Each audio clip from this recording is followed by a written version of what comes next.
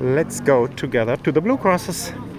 It is midday, it's extremely hot, and let's go.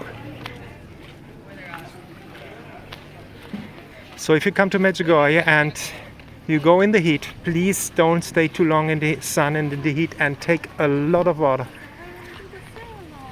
And always go in the shadow, because the sun is extremely strong here in Medjugorje.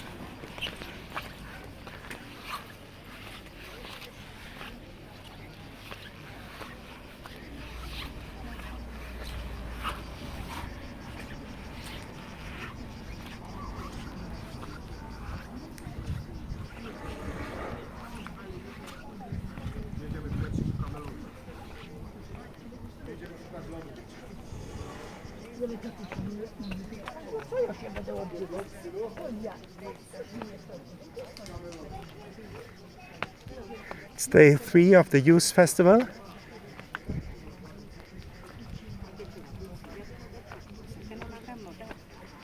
And you see, you go in the shadow, it's already cooling off.